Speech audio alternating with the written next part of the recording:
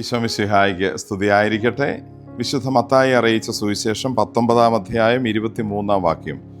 സത്യമായി ഞാൻ നിങ്ങളോട് പറയുന്നു, ധനവാന് സ്വർഗരാജ്യത്തിൽ പ്രവേശിക്കുക ദുഷ്കരമാണ്. ദൈവത്തെ മറച്ചു കളയുന്ന രീതിയിൽ സമ്പത്തുകൾ നമ്മുടെ കൺമുമ്പിൽ ഉയർന്നു നിൽക്കുന്നതിനെ ഒരു പ്രശ്നമായിട്ടാണ് ഈശോ അവതരിപ്പിക്കുന്നത് ഇന്നത്തെ സുവിശേഷത്തിൽ.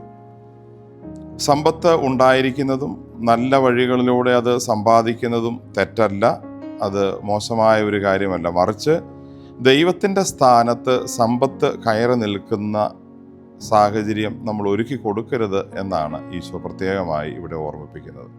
ദൈവത്തിന് പകരമായി ഏതെങ്കിലും തരത്തിലുള്ള സമ്പത്തുകൾ, അത് പണമോ സ്ഥാനമാനങ്ങളോ അധികാരമോ ബന്ധങ്ങളോ സൗഹൃദങ്ങളോ എന്തുമാവാം, ദൈവത്തിൻ്റെ സ്ഥാനത്ത് സമ്പത്തുകളൊന്നും കയറി നിൽക്കാനോ അതിന് അമിത പ്രാധാന്യം ദൈവത്തെക്കാൾ ഉണ്ടാവാനോ ഇടയാവരുതെന്ന് ഈശോ ഓർമ്മിപ്പിക്കുന്നു. ഇവിടെ പ്രത്യേകമായി നമ്മൾ ശ്രദ്ധിക്കുന്ന ഒരു കാര്യം, ഓരോന്നിനും അതതിൻ്റേതായ ഒരു സ്ഥാനം നമുക്ക് ജീവിതത്തിൽ ഉണ്ടാവണം.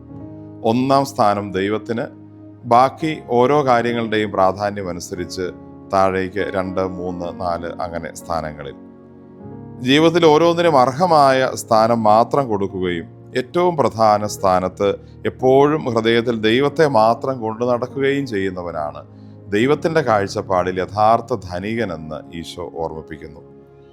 നമുക്ക് ലോകത്തിൻ്റെ കണ്ണിലല്ല, ലോകത്തിൻ്റെ മാനദണ്ഡം അനുസരിച്ചല്ല, ദൈവത്തിൻ്റെ കണ്ണിൽ ദൈവത്തിൻ്റെ മാനദണ്ഡം അനുസരിച്ച് ധനികരാകാൻ പരിശ്രമിക്കാം.